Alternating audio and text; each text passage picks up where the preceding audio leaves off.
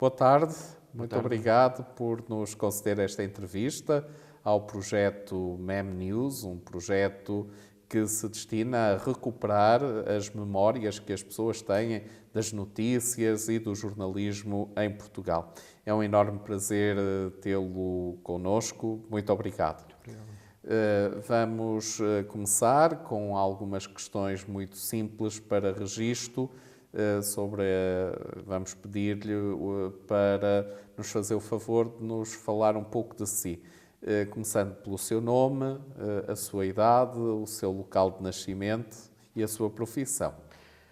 Muito obrigado pelo convite. O meu nome é Cândido Sobreiro, tenho 45 anos, nasci em Viana do Castelo e trabalho na Universidade de Fernando Pessoa há 23 anos nas relações internacionais, primeiro no Gabinete de Comunicação durante 12 anos e nestes últimos anos no Gabinete de Relações Internacionais.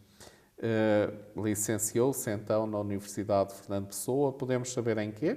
Sim, fui cá aluno, sou licenciado em Ciências da Comunicação, ramo Relações Públicas, e fiz cá o estágio e cá fiquei a trabalhar. Muito bem.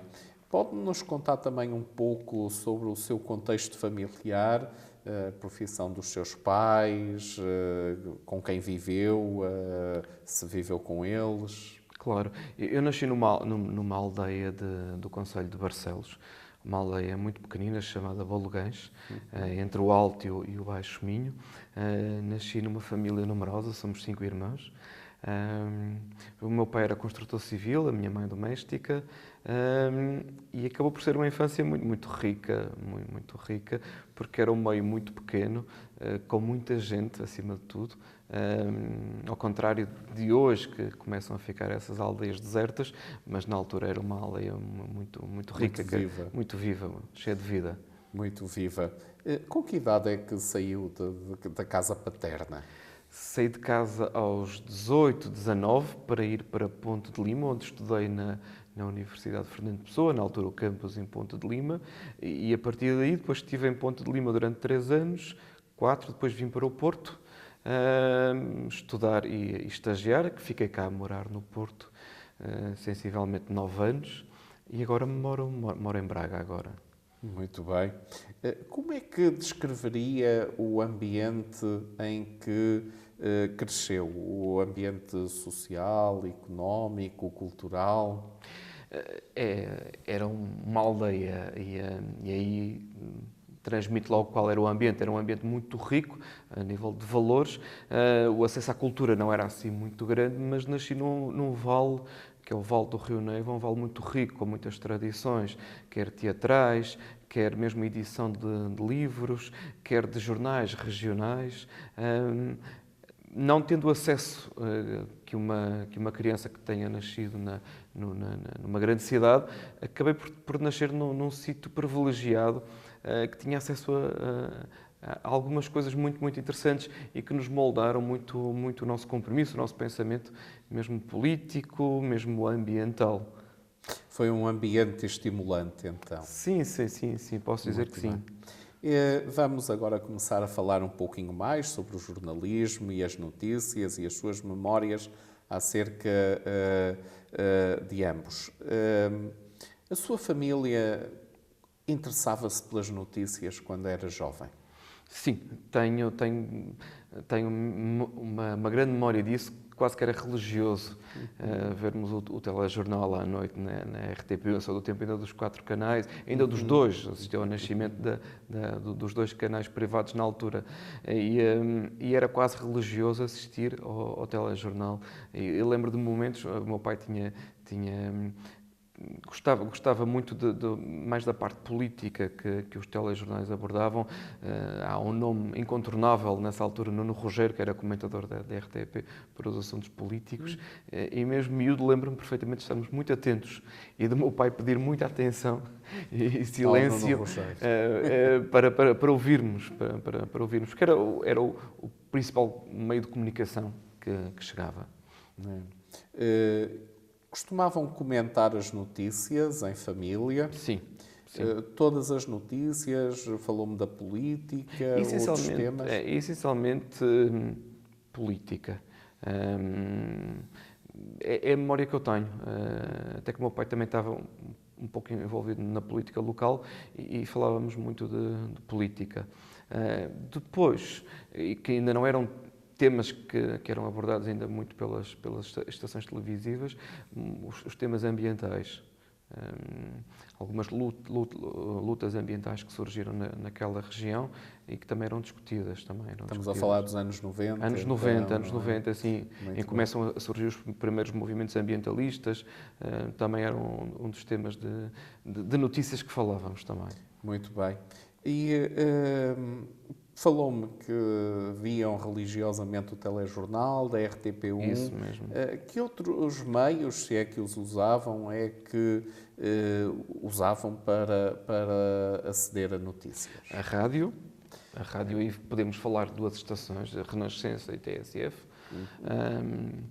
Eu lembro-me de ser miúdo e no autocarro, quando ia para a escola, o motorista tinha sempre a Renascença ligada e ouvíamos sempre as notícias e a bola branca. Ou seja, cresci a ouvir as notícias branca. E a bola branca na Renascença. E depois, os jornais regionais era um meio onde existia, em que o movimento pós-25 de Abril tinha uma grande força, havia um grande número de associações cooperativas e que editavam jornais regionais, mesmo os próprios jornais paroquiais. As próprias aldeias tinham a sua paróquia e editavam um jornal paroquial. Lembra-se dos títulos perfeitamente. Dos jornais que estavam presentes em sua casa? O jornal Barcelos Popular, que ainda hoje existe, é um semanário do Concelho de Barcelos, é um semanário que é editado ainda em papel verde devido à grande conotação política e ambientalista desse jornal. Tínhamos o jornal Lírio do Neiva, que era do Val do Neiva, tínhamos o jornal também da paróquia, o da freguesia, que era o Balguense em Foco, Balguense em Foco, do qual também cheguei a fazer parte também, enquanto jovem também.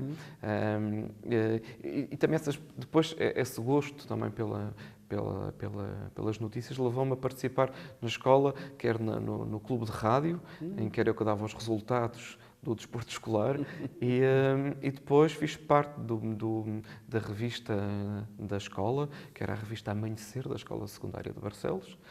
Depois estive ligado também ao jornal da minha freguesia, que era um jornal do Balguense em Foco. E depois o Baluganis. Primeiro foi o Baluganis, que era a primeira edição, depois passou a chamar-se Baluganis em Foco. São dois títulos. Ainda cheguei a fazer parte também de um jornal associativo, ligado a um grupo de música. Por isso, essa paixão pelas notícias levou-me sempre, no contexto escolar, também a participar nestes jornais e rádios escolares também. E consumiam outros jornais, nomeadamente jornais ou revistas da expansão nacional? Lembra-se de algum? Lembro-me mais o Jornal de Notícias. O Jornal de Notícias, sem dúvida, era o jornal mais presente lá em sim, casa. mais presente, sim, mais presente. Lembro-me depois também, de vez em quando, já aí mais jovem, de comprar e ler a revista Grande Reportagem. Lembro-me basicamente desses títulos. Desses títulos, muito bem.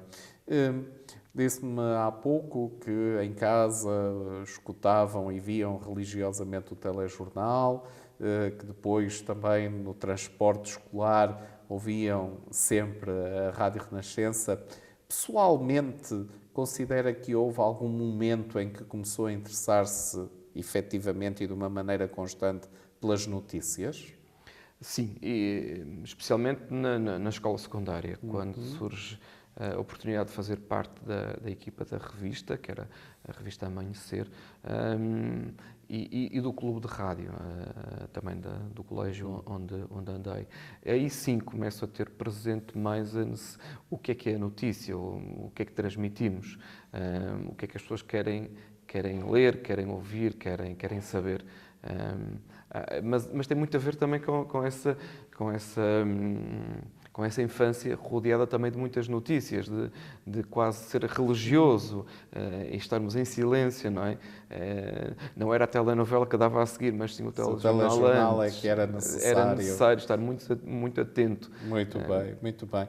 Portanto, o primeiro meio de comunicação que se lembra de utilizar de uma forma mais sistemática para consumir notícias foi a televisão. A televisão, e sim. sobretudo a RTP1. Sim, RTP1, sim. Muito bem, muito bem. Lia jornais e revistas na sua juventude? Já me disse que sim.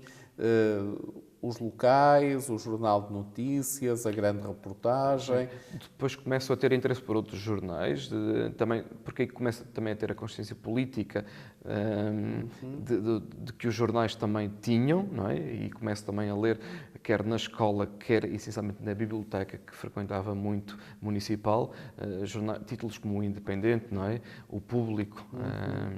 Portanto, lia os jornais na biblioteca Isso mesmo, municipal. sim.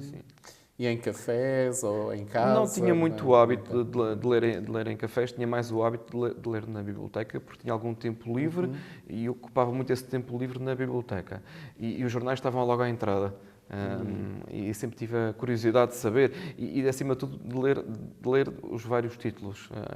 Apesar das notícias muitas vezes serem as mesmas, havia ali algumas nuances, algumas diferenças. E aí na juventude começo-me a perceber dessa consciência. Eu escutava noticiários de rádio na sua juventude? Sim. Falou-me há pouco da Renascença. Sim, TSF também, TSF. na TSF. Acima de tudo era aquele bichinho da rádio também. Não só noticiários, mas também programas de rádio do Fernando Alves, da TSF, que agora já não está na TSF, mas na altura, muitos anos que lá esteve, e outros programas, mesmo ligados à música também. Muito bem. Onde é que costumava escutar rádio e particularmente os noticiários de rádio? Na sua juventude? Na minha juventude, acima de tudo em casa, quando estava a estudar. E às vezes à noite gostava também de ouvir rádio. Estamos a falar de anos 90, em que a rádio também tinha uma presença muito grande. Estamos a falar também de uma Antena 3 também, não na parte de notícias, mas na parte de música, mas havia um grande consumo de rádio, pelo menos na minha juventude. Na sua juventude e em sua casa? Sim, a rádio, sim. E televisão? Falou-me do telejornal. Havia mais algum programa? Depois surgem mais programas. E outras emissoras? Sim, depois surgem as televisões independentes, e privadas neste caso, e a partir daí sim, há um maior número de programas que surgem com as televisões independentes, que são aqueles programas mais em que vão às regiões, que vão às localidades, em que dão voz às pessoas das localidades e das regiões e levam esses programas para a televisão. E aí as pessoas acabam por se identificar um pouco com o que estão a ver e assim há um grande consumo desses programas, quer na TV, quer na SIC, como também programas de cultura. Eu lembro de assistir muito na RTP2 ao Acontece.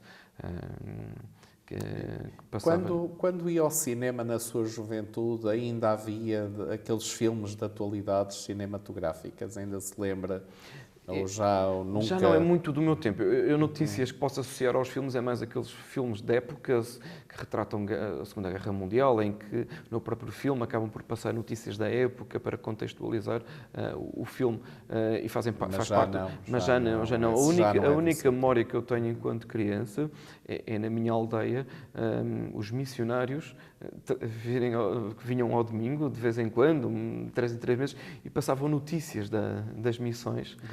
Notícias das missões, projetavam, era uma máquina de projetar, e ao domingo à tarde e assistíamos a estamos a falar duas vezes ao ano, assistíamos a essas notícias das missões nos E eles também projetavam um filme? Ou era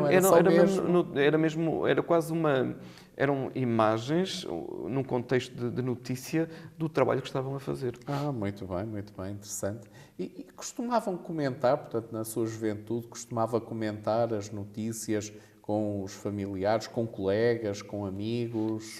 Sim. Era comum? Sim, era comum, sim. Todos os temas, alguns temas específicos? Acima de tudo, temas políticos e ambientalistas. Acho que são os dois grandes fatores que me levavam até a pesquisar e a ler. E a comentar com os seus colegas e familiares. Quando entrou na idade adulta, continuou a ler jornais e revistas? Sim, e na idade adulta passa um pouco já para o contexto da internet, ou seja, começamos já a ter acesso às notícias online, quer no computador, depois mais tarde um pouco no telemóvel, e aí já... Em papel já não. Em papel depois já começo a deixar, lembro ainda de comprar a revista Grande Reportagem, deixar de comprar o National Geographic, mas depois deixo o consumo, até porque Passou a ser essencialmente digital. até porque as notícias eram gratuitas, e então havia um grande consumo até, de jornais como o Público, como o Expresso, e aí sim, aí há uma, o que hoje já não acontece, porque muitos desses canais, as notícias acabam por ser pagas ou tem que haver uma subscrição, não é? Mas ainda sou do tempo em que acedíamos online de forma aberta a essas notícias e mesmo a reportagens que esses jornais publicavam não é em canal aberto, mas aberto no site deles para consulta. Muito bem, muito bem. Portanto, já estamos a falar, claro, dos anos 2000 e sim, tal. sim. Claro. E continuou a escutar noticiários de rádio na idade adulta? Sim, faço. Eu faço viagens de todos os dias de transporte público, faço a viagem Braga-Porto de comboio e venho sempre com os fones ligados e a ouvir sempre, um pouco sintonizado na TSF. Na TSF, sobretudo. Sim, sobretudo na TSF. Muito bem. Portanto, é essencialmente nos transportes públicos que na idade adulta ouvia e continuo a ouvir rádio, predominantemente a TSF. E programas de notícias na televisão, na idade adulta, continuou a ver? Pode dizer quais? Vou vendo alguns, essencialmente nas estações como a SIC,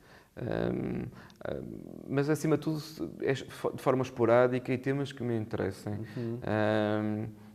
Hoje em dia já faço mais, eu vou à procura da notícia. Não vejo, até hoje em dia não vejo muita televisão. Eu, às vezes estou uma semana sem ver televisão.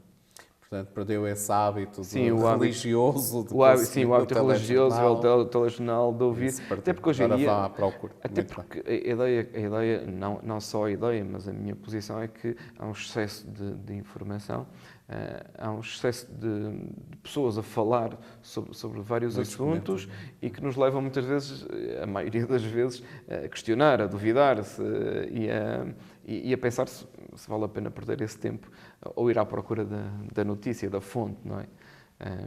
Eu acho que passamos, na minha opinião, do 8 para o 80, ou seja, há um excesso de informação e muita dela, na minha opinião, não credível. Um excesso de informadores, talvez. Sim, nunca há excesso de informação, mas excesso de informadores, sem dúvida. Não sei se será a palavra correta.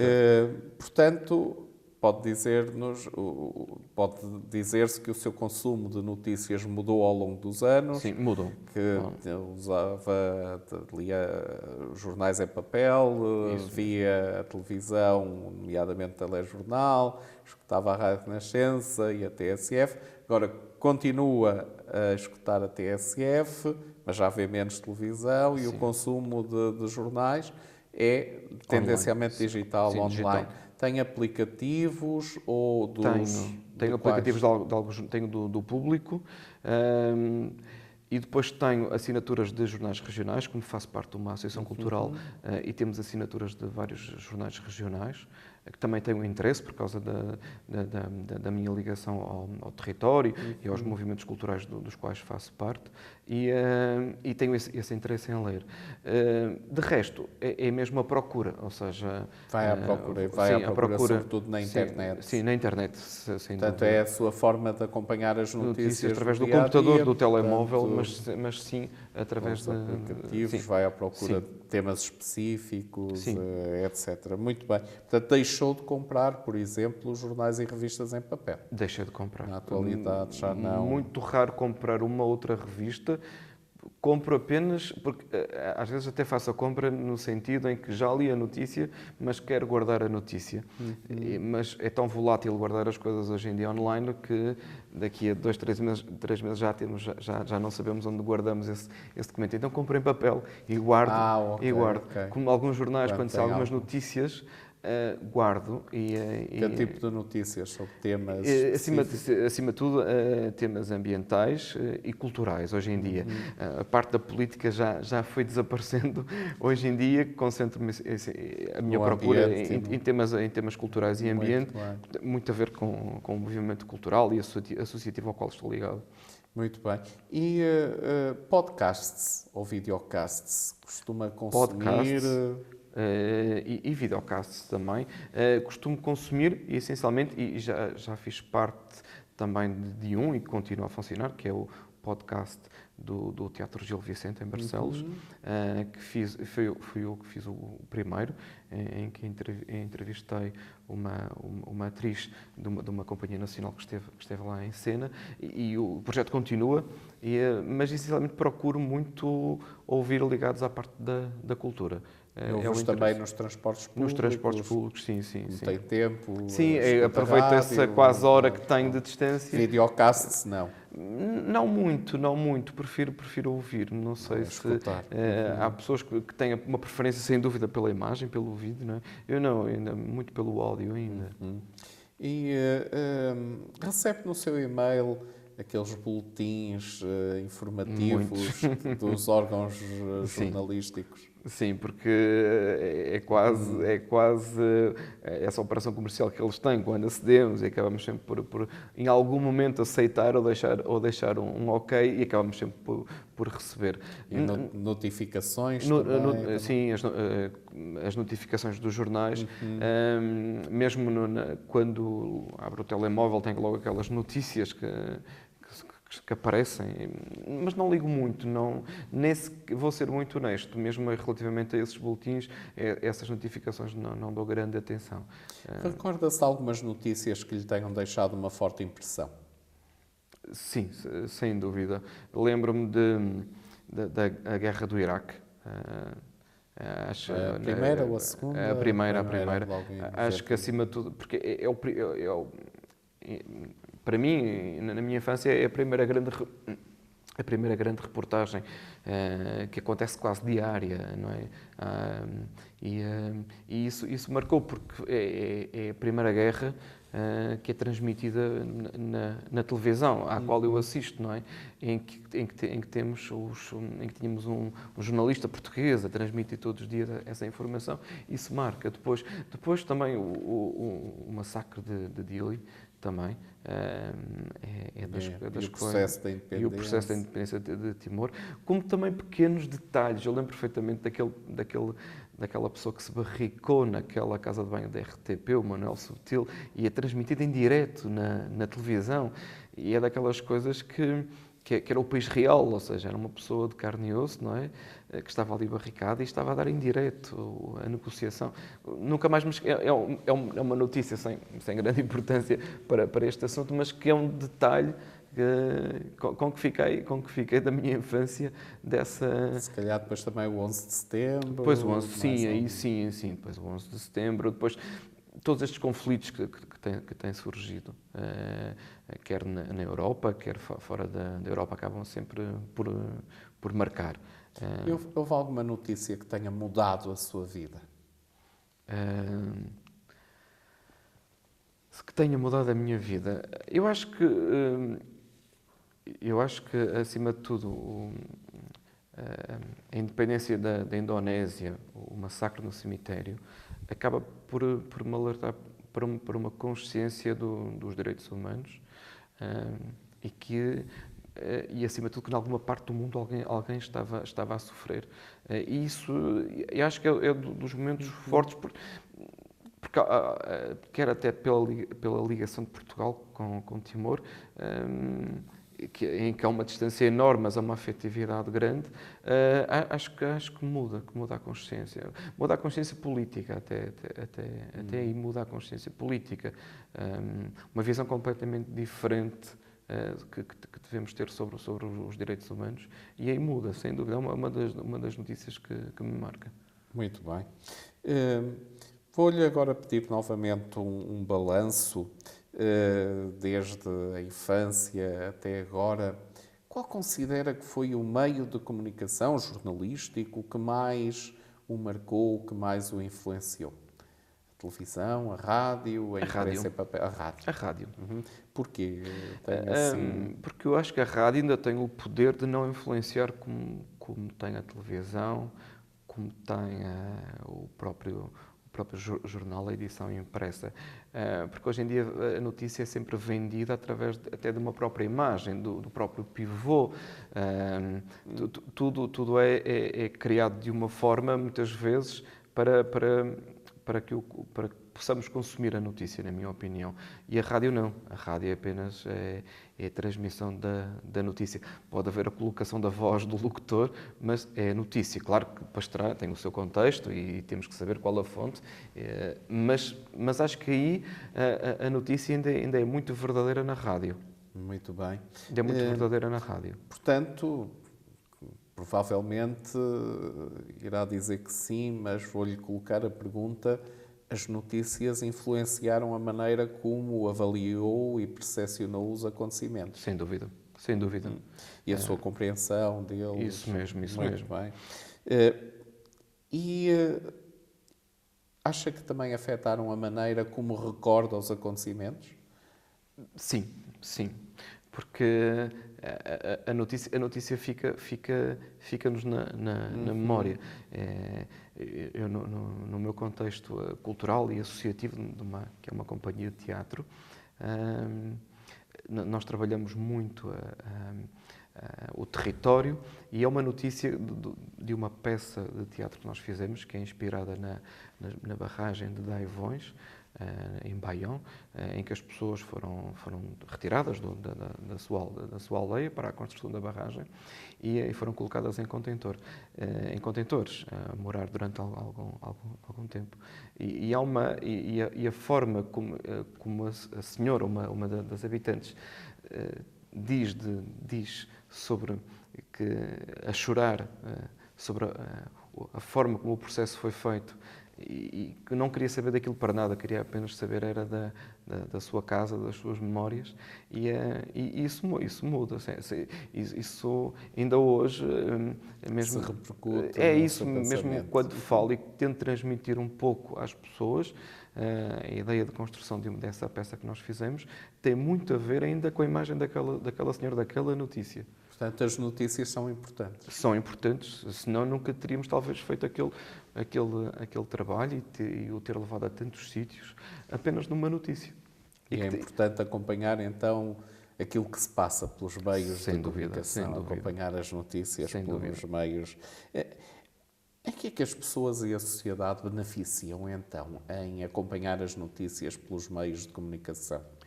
Eu acho que, acima de tudo, ficam mais informadas, mais esclarecidas. E as notícias são sempre o ponto de partida para isso, para estarem mais informadas, mais esclarecidas. É óbvio que depois terão que saber o que fazer muitas vezes com essa notícia, ou em saber desse acontecimento. Mas é o ponto de partida, é o ponto de partida para as pessoas saberem, ficarem alerta muitas vezes, nem que seja de uma notícia de extrema importância ou não, mas acima de tudo até para vivermos em sociedade, não é? Até para perceber algumas situações, alguns limites. As notícias são importantes. Portanto, pelo que pude entender, na atualidade, no momento presente, vá lá, o seu dia-a-dia é marcado, em termos de consumo noticioso, por escutar rádio e por usar os aplicativos de notícias para ir à procura das notícias que lhe interessam. E pelas redes sociais? Costuma aceder a notícias pelas redes sociais? Não, até porque hoje em dia, pelo menos nestes últimos 2, 3, 4 anos, as notícias que circulam nas redes sociais são quase preparadas com títulos sugestivos para ganharem cliques e para as pessoas irem ler. Muitas vezes o próprio título não tem nada a ver com a notícia, ou a notícia não tem interesse nenhum, porque depois, quando se clica, quase que nem texto tem. Por isso não é uma forma nada credível de aceder à de informação. aceder à informação das notícias que circulam nas redes Portanto, sociais. não costuma ler Não, notícias nem partilhadas por amigos, Não, nem partilho, nem... E por entidades, por exemplo, notícias partilhadas pelos próprios meios de comunicação, nas redes sociais, é raro. Muito raro, muito raro, muito raro. Muito bem. Portanto, já ouviu falar de desinformação, como é óbvio, e, portanto, já me disse, as redes sociais são um meio propício para a desinformação. Concorda com esta afirmação? Sem dúvida, porque é a grande diferença. A grande diferença é quando a parte comercial que acontece nas redes sociais utiliza as notícias para chegar a esse fim, que é um fim financeiro, estamos à mercê disso, ou seja, estamos à distância de um clique que apenas é para conseguir mais um euro e não para noticiar, para informar, não é para informar. Muito bem. Na sua opinião, houve mudanças na maneira como as coisas eram noticiadas no passado e como elas são noticiadas no presente? Sim. Primeiro, estamos a falar anos 80, em que eram 2 canais de televisão e poucos jornais nacionais, ou seja, a informação que era vinculada era de uma fonte e muitas vezes apenas de uma visão. Hoje não, hoje felizmente temos acesso a mais informação, a mais visões, por isso eu acho que hoje em dia estamos melhor. Infelizmente temos essa desinformação também que caminha ao lado desta muita informação disponível nas televisões, online, na edição impressa, mas acho que hoje estamos melhor porque temos acesso a mais informação, a mais opiniões, a mais visões. É mais claro a possibilidade de saber de uma informação. Vou-lhe pedir uma percepção, não sei se tem filhos. Tenho 2 filhos. Diga-me, comparando a forma como a sua geração consumia notícias e as novas gerações consomem notícias, tem alguma percepção sobre como é que estas gerações mais recentes consomem notícias, uma vez que inclusivamente têm filhos? Eu tenho 2 filhos, ainda são pequenos, têm 11 e 8 anos, e a percepção que eu tenho, apesar de eu tentar incutir, como o meu pai me incutiu, o gosto pelas notícias, e por querer saber mais sobre notícias, ou sobre as notícias, também tento incutir esse gosto aos meus filhos e essa responsabilidade. Também não é só gosto, é responsabilidade. Mas do que eu posso ver, é que hoje em dia as notícias chegam pelo telemóvel aos miúdos. Principalmente pelas redes sociais. Pelas redes sociais, apesar de eles não terem redes sociais, mas mesmo até pelos próprios canais de navegação ou browsers, já têm notícias, quase que traçam o perfil do utilizador e dão essas notícias para esse utilizador. O que assusta um bocado, porque quando eu dizia que nos anos 80, início dos anos 80, a visão era só uma, aqui também a visão acaba também por ser redutora, porque é traçado o perfil do utilizador e só sai, ou só é disponibilizado quase, primeiro, pois claro, pode ir à procura de mais notícias, mas é disponibilizado um pequeno conteúdo de notícias também que é redutor. Mas acima de tudo é tudo online, esta nova geração, e depois é online e é muito instantânea, como o YouTube passou a ser os pequenos vídeos, os shorts, não é? Tem que ser tudo muito rápido, por isso muito rápido, muito episódico. Isso mesmo, por isso aqueles títulos sensacionalistas, com imagens impactantes, é isso que hoje em dia vende. Portanto, há um consumo de informação, mas com pouca profundidade, isso com mesmo. pouca estrutura. Sim. É isso que identifica nas gerações mais recentes. Isso mesmo. Muito bem. Confia no jornalismo e nos jornalistas portugueses? Confio e acredito que ainda há uma geração de jornalistas com o compromisso do jornalismo. Os mais velhos, os mais novos, todos? Eu acho que não queria diferenciar entre mais novos e mais velhos, porque há uma geração muito responsável de jovens jornalistas com projetos independentes muito, muito interessantes, que têm essa responsabilidade. Por isso, eu quero acreditar na balança, acreditar no lado bom, no lado da responsabilidade, acreditar que o jornalismo... Confio. E comparando o presente com o passado, essa relação de confiança mudou ao longo do tempo ou é algo que permaneceu?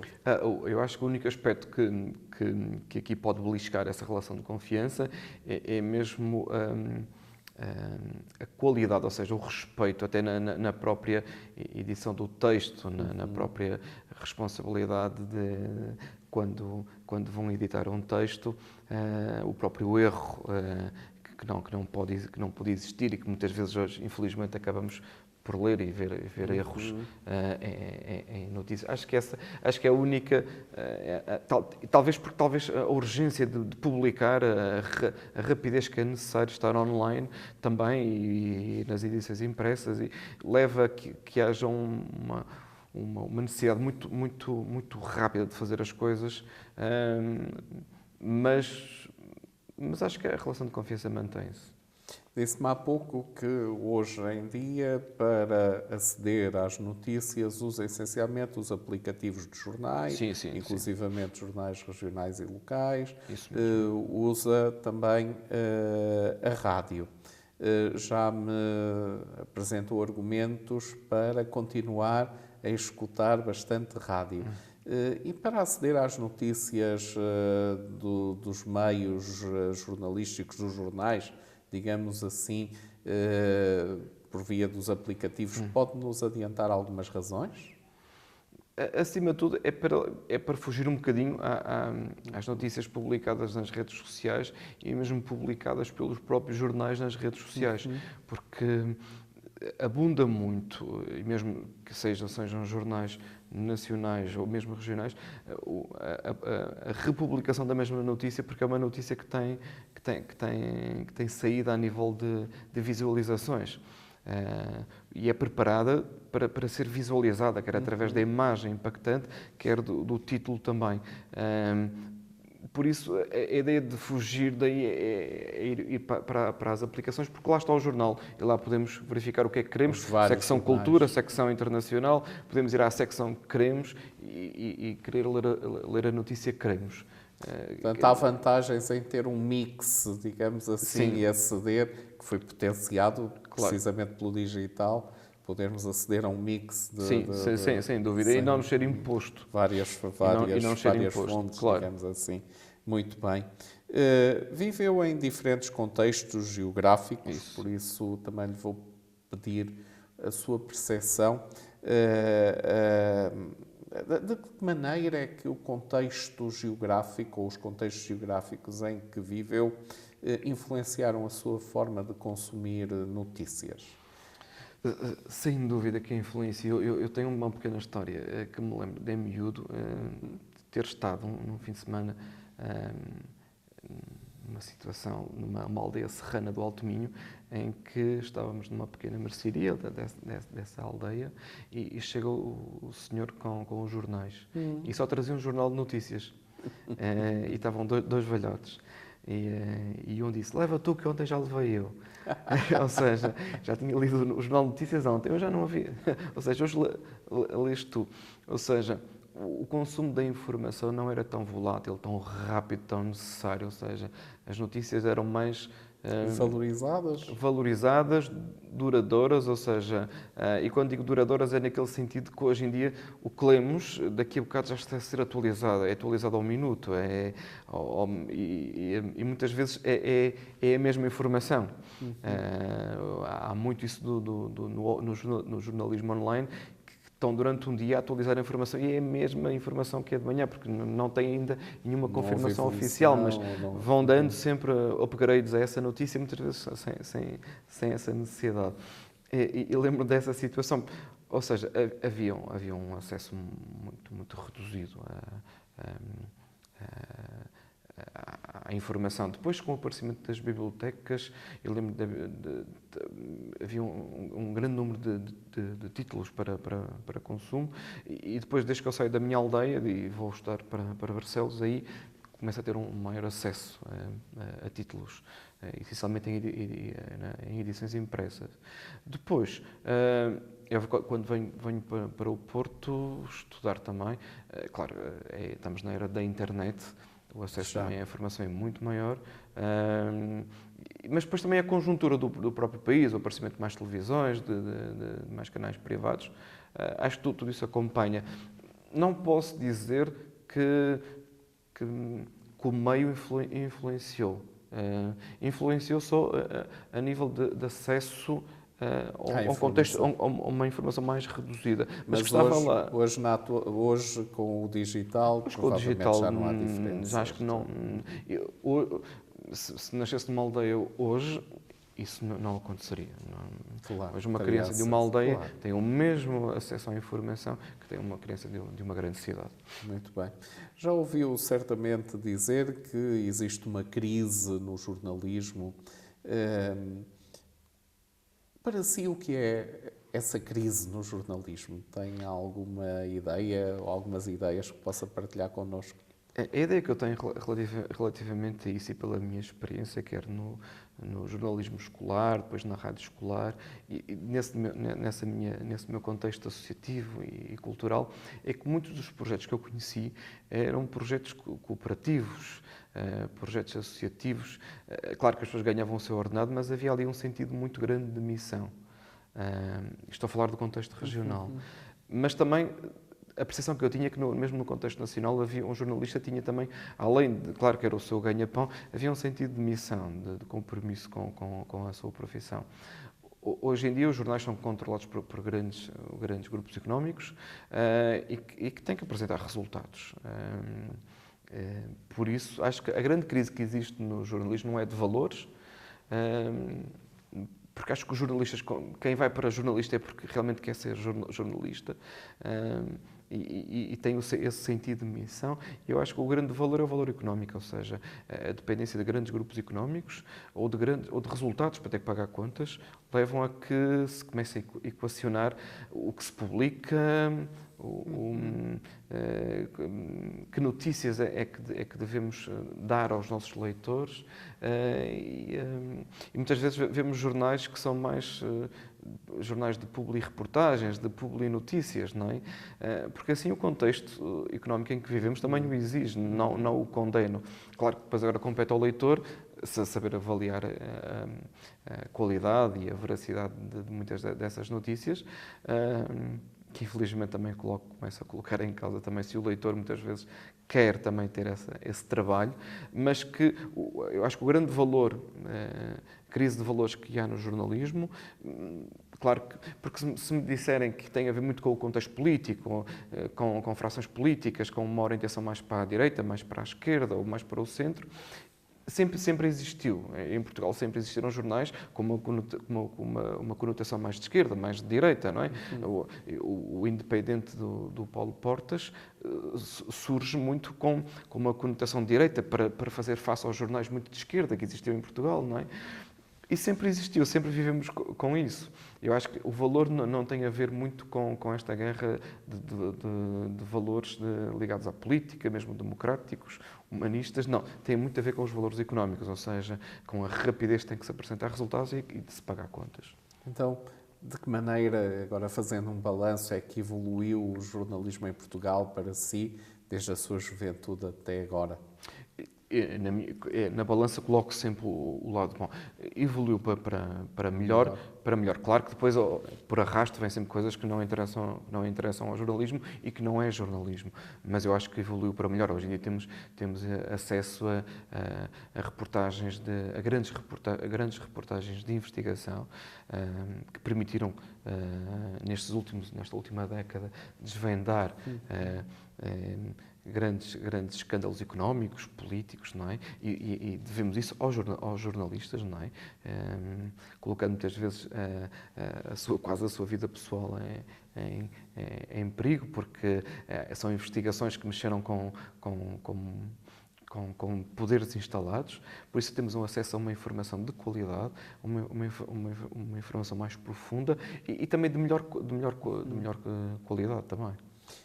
Portanto, acredita que o jornalismo hoje em dia cumpre o seu papel na sociedade mais até do que no passado, é isso? Ou tanto quanto no passado? Eu acho que tanto como no passado. Eu acho que continua e continua a cumprir essa função. Porque no dia que eu deixar de o cumprir, deixa de ser jornalismo. Muito bem. E para terminarmos esta entrevista, há algo mais que queira acrescentar sobre as notícias, o jornalismo, os jornais, os meios de comunicação jornalísticos, a televisão, a rádio, o digital? Há algo mais que queira acrescentar? Algum comentário? Alguma Eu acho que é um bocado ideia? no seguimento da nossa conversa, é que o jornalismo é essencial para uma sociedade. E cada vez mais neste mundo tão global em que vivemos, em que muita da informação vinculada muitas vezes tem que ser confirmada mais que uma vez, é essencial termos o jornalismo independente, com valores, e encarar o jornalista não como só uma profissão, mas como uma missão. E uma missão nobre, a missão de transmitir a verdade às pessoas. Por isso acho que é daquelas ferramentas e é daquelas coisas que nos faz falta. As notícias fazem-nos cada vez, apesar de termos um excesso de informação e no fim desta entrevista temos o nosso telemóvel cheio de alertas e o nosso computador cheio de alertas, quer nas redes sociais, quer nas notícias, cada vez que precisamos cada vez mais de notícias. Muito bem. Muito obrigado, foi um enorme prazer tê-lo aqui connosco e certamente que a sua entrevista irá providenciar-nos muitos dados e muitos motivos de reflexão para a nossa investigação e para o nosso projeto. Muito obrigado. Muito obrigado eu pelo convite.